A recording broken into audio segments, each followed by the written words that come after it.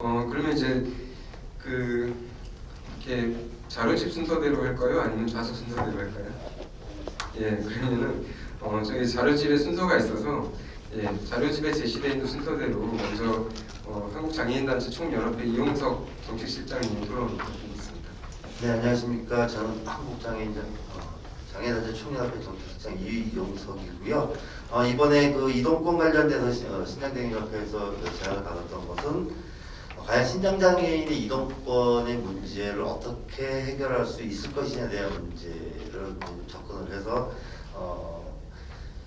병원에 가야 되는 의료 접근성에 대한 문제여서 사실은 그 전에 장애 건강권법 제9조에 보면 의료 접근성에 대한 조항이 있거든요. 거기에 특별한 유형 중에 하나가 신장장애인들의 의료 접근성을 어떻게 하는지에 대해서 약간 같이 고민을 했었던 인연이 있습니다. 그래서 아마도 제가 여기 이제 토론자로 섭외됐던 걸로 알고 있습니다. 그래서 저는 사실은 우선 이동권을 저는 사실은 권리로 봐야 된다고 보는 입장입니다. 사실 어디에 말씀하셨던 것처럼 발제에서는 자유권에는 조금 미흡하지 않느냐라고 말씀을 하셨지만 그건 이제 사실은 유엔 장애인 권리 협약이나 뭐 이런 데서 나와 있는 것을 좀 협의로 해석할 경우에 그런 경우가 되고요. 사실은 현장에서 우리가 살아갈 때는 이동권은 좀 강의적으로 봐야 될 필요가 있다. 왜냐하면 이동권은 단순하게 이동하는 것에 그치지가 않아요.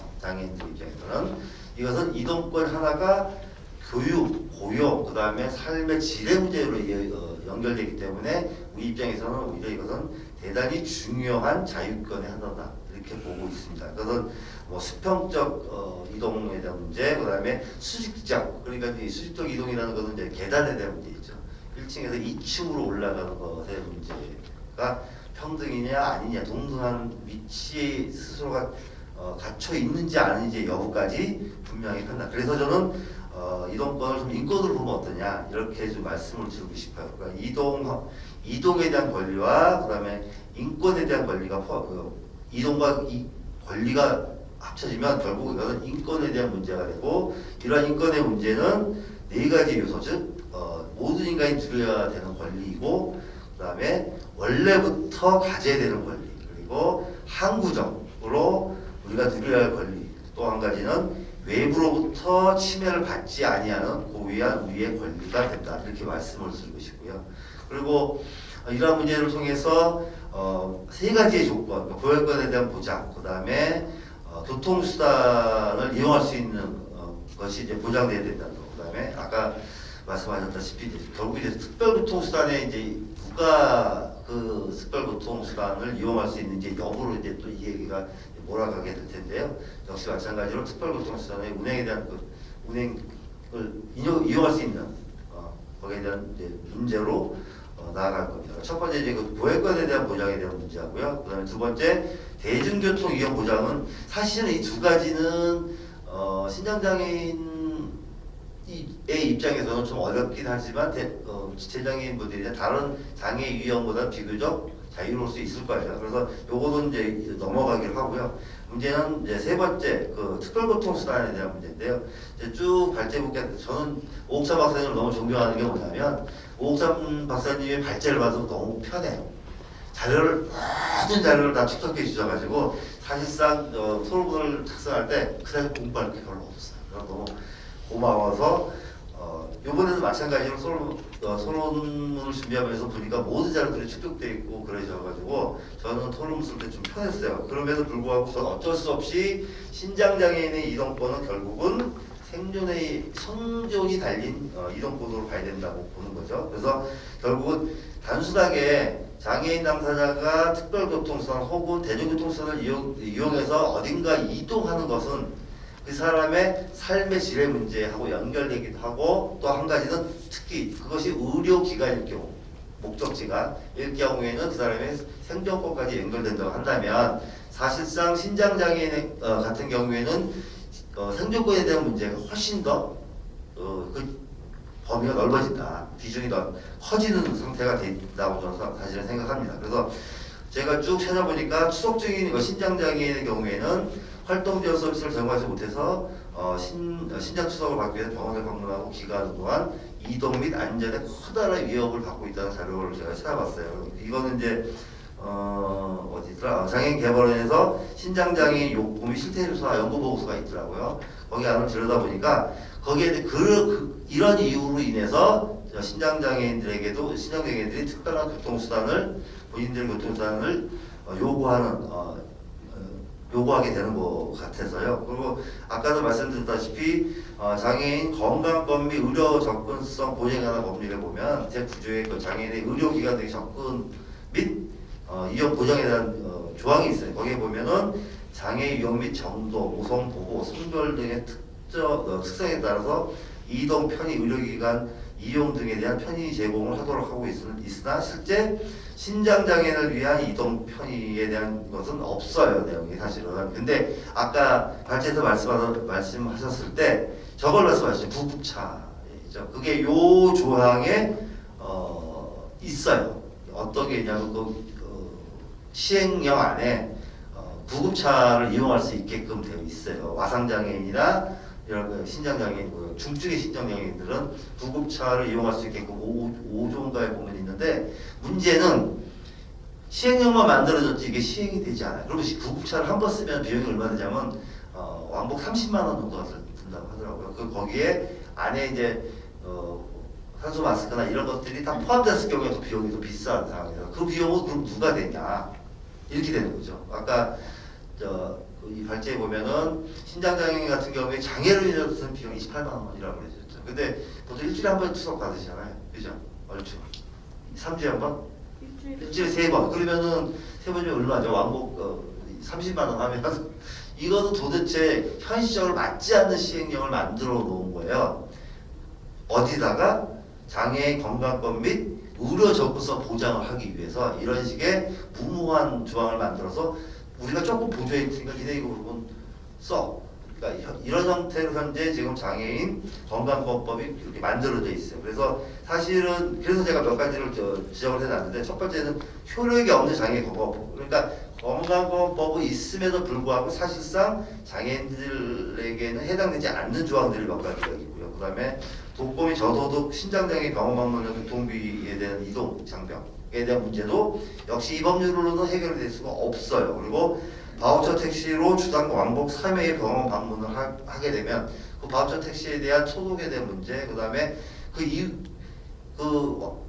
왔다 갔다 하는 그 경우에 왕복하는 경우에 어떠한 잘못된 그 상황이 긴급 상황이 벌어졌을 때 대처 능력은 또 누가 해결해요? 바우처 택시 이용해 보셨어요? 안 해보셨죠? 저 바우처 택시 이용했는데 너무너무 힘들어요. 바우처 택시 보통 서울시 특별교통수단의 대기 시간이 45분이라고 하면 바우처 택시도 만만치 않게 시간이 걸려요. 왜? 이분들은 바우처 택시 운전자들은 본인이 그 콜을 받느냐 안 받느냐는 본인이 결정하게 되어 있거든요. 그래서 사실상 장애인 콜이 들어올 때 특히 이제 출퇴근 시간 같은 경우에는 아예 콜을 안 받아요. 그래가지고 제가 1시간 넘게 강화문에서 기다렸던 경험이 있거든요.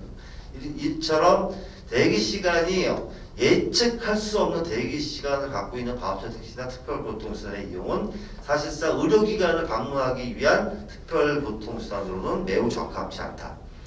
그런 생각이 들고요.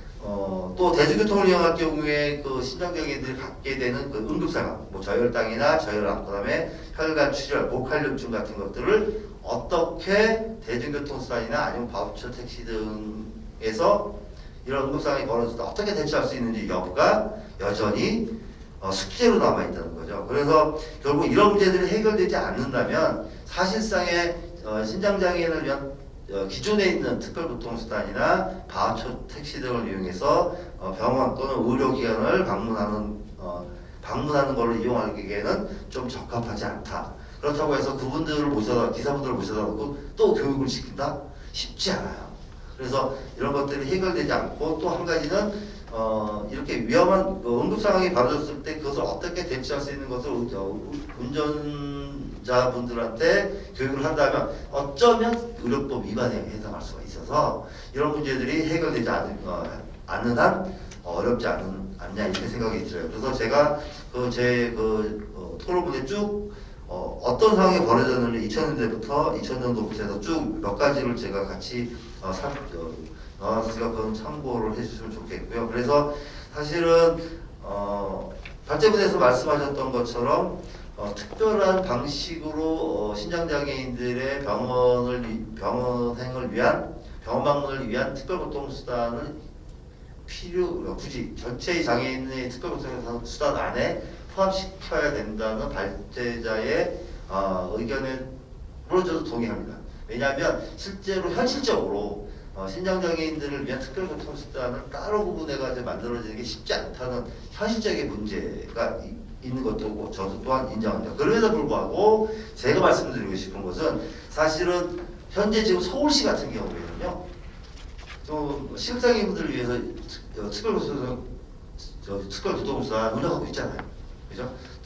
그 특별한 유형에게 필요하다 그러면 사실은 그 지자체 중심으로 해가지고 충분히 가능하다. 현재 지금 신장장애인분들이 서울시에 몇 분이 계시고 이분들이 어떻게 이동수단을 갖고 있는지만 제대로 조사가 된다면 이분들 위한 특별한 교통수단이나 특별지원센터를 운영할 수 있는 명분이나 당위성은 분명하고 훨씬 더 안전하고 안전한 특별교통수단을 운영할 수 있다고 사실 보는 거예요. 왜냐하면 그렇지 않을 경우에 벌어지는 응급 상황에 대해서 그 이후에 그 결과하고 현재 저희 특별교통수단이 이용되는 방식하고 서로의 손해를 따르고 오히려 신장장애인들을 위한 특별교통수단을 통해서 특화된 특별교통수단 서비스를 운영하는 것이 훨씬 더 사회적인 안정성을 도모하는데 훨씬 유리하다는 생각이 들었습니다. 그리고 솔직히 말씀드리면 특별교통수단 너무너무 힘들어요. 이번에 코로나가 되고 나서 제가 지금 서울시 특별교통수단 운영협의회 위원으로 있습니다. 하도 이제 쭉쭉 미뤄졌다가 5월달에 이제 처음 그 회의가 있었는데 그분들이 잘 하더라고요. 현재 지금 서울시 특별교통수단 대기 시간이 45분에서 25분으로 줄었다고. 가만히 들여다봤어요. 이게 왜 줄었을까요? 자기들도 잘 모른대요. 근데 줄었대. 그리고 저희한테 보고를 하는 거예요. 왜 그랬지?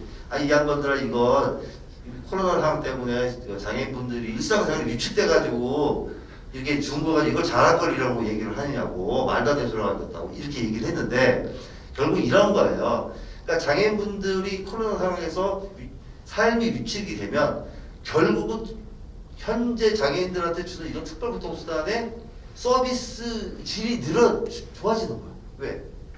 이용자가 줄어드니까. 마찬가지로 이용자가 늘면 당연히 거기에 맞춰서 서비스의 양도 늘어나야 되는 거예요. 근데 우리나라도 끊임없이 서비스의 양은 고대로 해놓고 서비스를 받는 대상자의 숫자를 오르고 내리고 하는 방식으로 좀 나눠지고 있거든요. 그래서 이런 문제가 우선 해결돼야 된다는 얘기를 들었어요. 그래서 제가 지금 현재 이거는 굳이 신장장애인 하나의 유형뿐만이 아니라 대부분의 특별교통수단을 이용하시는 장애인분들 그리고 그 주차 표지 말씀하셨죠. 저 주차 표지 이용하면 너무너무 힘들어요. 제가 1년에 300번을 주차한다고 치면 장애인 주차 공간에 차를 세울 수 있는 게 10번 달아요. 그럼 제가 지금 주차 표지를 가지고 자동차를 이용한 게 20년이 넘었는데 점점 주차 면수가 늘어난다고 얘기는 계속 50만 명 전국으로 50만 명 정도 된다고 하는데 점점 너무너무 힘들어. 그리고 옆에 세워진 장애인 주차 공간에 차 세운 사람들 중에서 내가 장애인분을 못 봤어. 내부장애인인지 모르겠는데 한 번도 나 그걸 본 적이 없어요. 도대체 어디가 있는지 모르겠어요. 그러니까 예를 들어서 이런 거예요. 제가 한번 계산을 해봤어요. 전체 장애인 주차 명수가 50만 명 정도 되고 주차 표지를 봤을 때 30만 정도 차량의 숫자가 돼요. 그러면은 한 대당 차를 댈 수 있는 숫자가 0.5대 정도, 5.2 정도. 그러니까 한 대를 못 대는 거예요, 상황이. 주차 면수가 자체가. 물리적으로 적은 거예요. 그러다 보니까 결국에는 장애 유형 간 싸움을 만들어 놓은 거지, 결국. 그래서 최근에 아까 발제자께서 말씀하신 것처럼 그 와중에도 지금 그 주차를 할 수 있는 대상자를 늘리자고 지금 얘기가 됐어요. 구직개혁에서 5% 정도 더 늘리겠다는 거예요. 그 5%를 계산해 보니까 더 줄어. 한 대당 면수가 0.53, 52 이렇게 또 떨어져요. 그럼 결국에는 그 안에서도 결국에는 고시개정위원회 내에서도 결국 장애위원 간의 소위 말해서 신경전 같은 게 벌어졌거든요. 그러니까 이게 너무 힘들어요. 결국에는 우리끼리 싸움하는 방식이고 지금 정책이 지금 되고 있다고 생각하고 복지부 입장에서 좋죠. 장애인 주차 공간에 55%를 그러니까 5%를 더 늘렸다. 그러면 그거 들는 그 비장애인 입장에 우리 사회는 어떻게 생각하냐고? 야, 장애인들한테 복지 혜택이 늘어나는구나. 이렇게 해석을 하거든요. 그러면 결국에는 거기에 손해를 보는 거는 기존의 이 서비스를 이용하시는 분들이 되겠다. 그래서 현재 그 신장장애인 분들에 대한 그 특별교통수단은 반드시 필요하다고 저는 생각합니다. 특화돼. 왜냐하면 그 문제 제가 영국에 잠깐 이거 토론회 갔다니까는 더 인디고의 그 조성빈 대표가 이런 영국에서 유학했던 거 경험을 얘기해서 그분들 이제 신장장애이시잖아요. 영국에서 이제 추석을 하면 영국에는 차가 기다린대요 바깥에서. 추석이 다 끝날 때까지 기다렸다가 집에까지 데려다 주는 이런 서비스를 자기가 거기 유학하는 2년 동안 꾸준히 받아왔다는 거예요. 근데 너는 외국인인데도 되냐? 외국인인데도 불구하고 해주는. 그게 벌써 20년 전에 그 경험을 얘기해 주는 거니까 결국 우리나라 현재 그 장애인 관련되는 특별교통수단의 서비스가 단순하게 장애인을 실어가지고 목적지에 갖다 주는 것이 우리의 현재 특별교통수단의 목적이 전부예요. 이거는. 하지만 현재 이미 영국이나 프랑스 같은 경우에는 이미 그 이외의 서비스까지 다 포함됩니다. 마지막으로 제가 아주 재밌는 걸 말씀드릴게요. 제가 최근에 그 넷플릭스에서 그 파라메딕 앙헬이라는 스페인 영화를 봤어요. 이게 무슨 내용이냐면 그 내용 별로 좋지 않아요. 사고로 이제 하지 장애를 입으신 휠체어 장애인 분이 자기 변심한 애인을 스토커해가지고 납치하는 그런 영화예요. 그 영화를 보고 저는 그 영화의 내용이 문제가 아니라 스토킹을 뭘로 하냐면 특별교통수단을 보는 스토킹.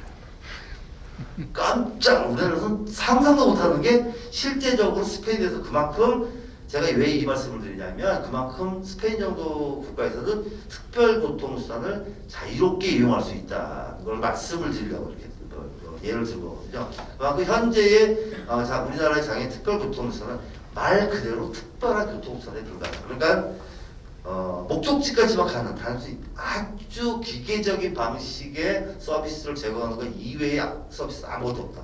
안전에 대한 문제, 기타 필요한 욕구에 대한 것은 아무것도 해결되지 않고 단순하게 실어다 주고 실어고 오고 하는 방식밖에 없다. 그래서 이런 방식으로는 현재의 뭐 신장장애뿐만 아니라 다른 장애인들이 이용하는 특별교통수단이 갖게 가져야만 되는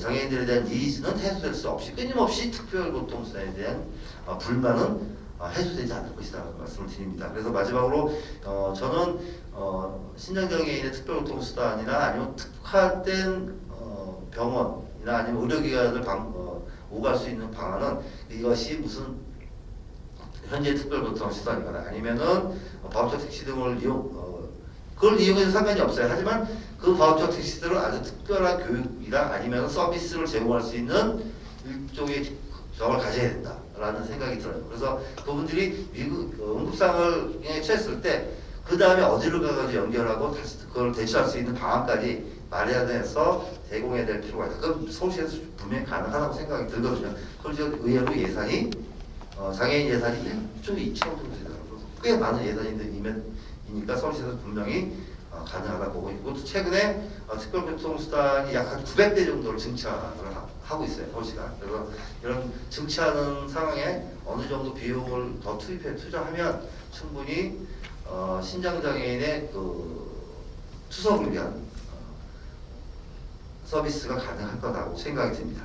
이상입니다. 예, 이용석 실장님 감사합니다. 많은 말씀 주셨는데요. 그 발제 내용에 대해서는 이동권 개념을 너무 이제 국제기구에서 해석한 그런 원칙보다도 조금 더 현실을 고려해서 좀 넓게 보자라는 의견을 주신 것 같고요.